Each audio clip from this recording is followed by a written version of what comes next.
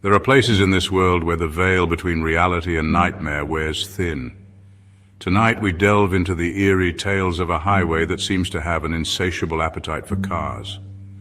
Prepare yourself for 3 spine-chilling stories that will make you think twice before driving alone at night. The year was 1987.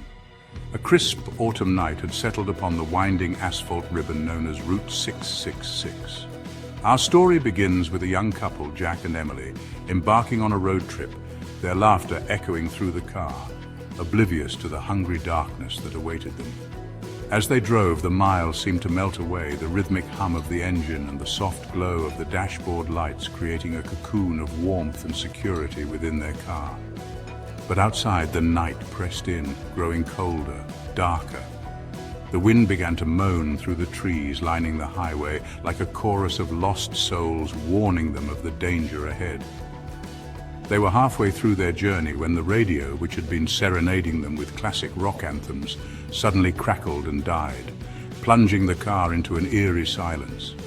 A sense of unease settled over Jack and Emily, a prickling at the back of their necks that whispered of unseen eyes watching them from the shadows. Then it happened. The engine sputtered, coughed, and died.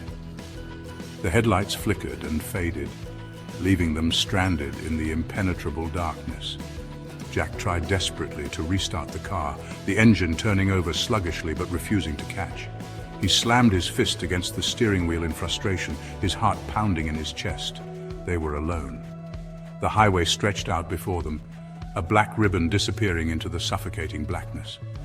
The silence was deafening, broken only by the sound of their own ragged breathing and the frantic beating of their hearts. Emily, her voice trembling, suggested they wait until morning. Surely someone would come along eventually.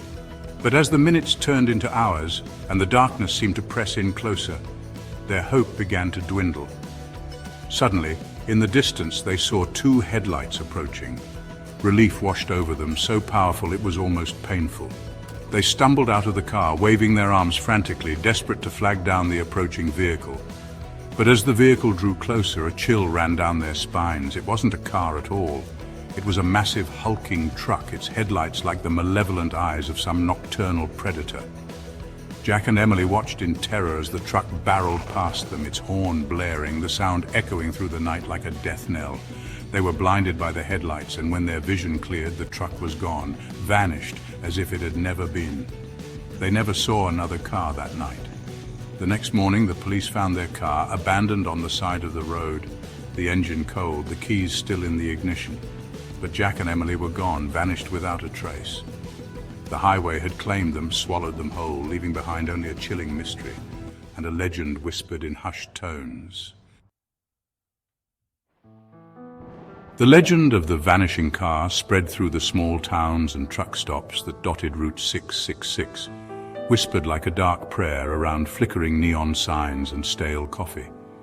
It ensnared the hearts and minds of those who dared to travel the highway after dark.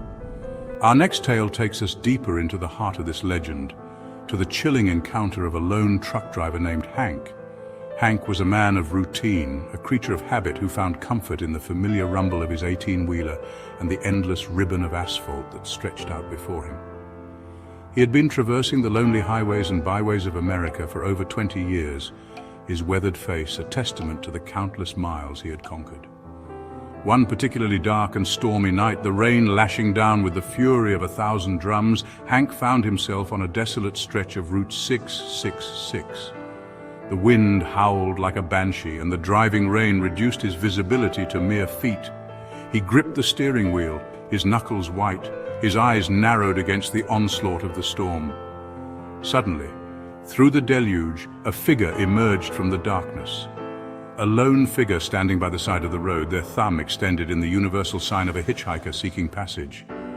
Hank, a man of simple compassion, hesitated for only a moment before pulling over, his headlights illuminating the drenched figure of a young woman. She was beautiful, with long flowing hair and eyes that seemed to shimmer in the darkness.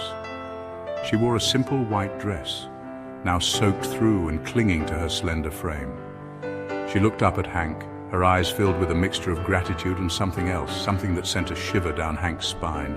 She thanked him for stopping and introduced herself as Sarah. She spoke softly, her voice barely audible above the roar of the storm. She told Hank she was on her way home, but her car had broken down a few miles back. As Hank listened to her story, he couldn't shake the feeling that something wasn't quite right. There was a strangeness about her, an otherworldly aura that set his teeth on edge. Her eyes, though beautiful, seemed to hold a depthless quality, like black pools reflecting the storm-tossed sky. Despite his unease, Hank offered to take her as far as the next town. She smiled gratefully and climbed into the passenger seat, bringing with her a chill that seemed to seep into the very metal of the truck. As they drove, Hank tried to make conversation, but Sarah's responses were short and distant, her gaze fixed on the road ahead. The storm raged on, and the highway seemed to stretch endlessly before them, a black ribbon winding its way through the heart of the tempest. Suddenly, Sarah turned to Hank, her eyes wide with fear. She pointed to the road ahead, her voice a choked whisper. "Stop!" she cried. "You're going too fast." Hank slammed on the brakes, the truck skidding dangerously on the slick asphalt. He looked up, his heart pounding in his chest, but there was nothing there. The road stretched out before them, empty and desolate. He turned back to Sarah, confusion etched on his face, but she was gone, vanished into thin air. Hank was overcome with a sense of dread, a feeling of cold certainty that he had just encountered something beyond the realm of the natural, something both alluring and terrifying. He drove through the rest of the night, the storm abating as quickly as it had arrived, the silence deafening in the wake of the tempest. He never saw Sarah again, but the memory of her ethereal beauty and her chilling warning stayed with him, a haunting reminder that on the highway that eats cars, even the road itself can hold secrets best left undisturbed. Route 666, a scar of asphalt cutting through the heartland of America, had become more than just a road. It had become a legend, a whispered warning passed from traveler to traveler. Our final tale takes us on a journey with a young woman named Lily, a woman on a mission to outrun her past. Lily was running from a past that haunted her every waking moment.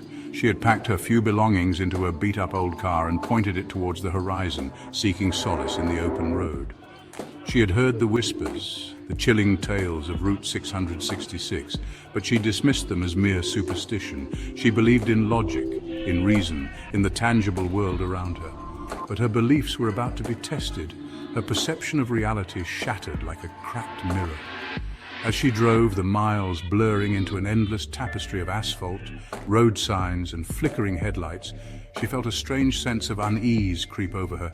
The road seemed different now, darker, as if the very asphalt had absorbed the shadows of the night.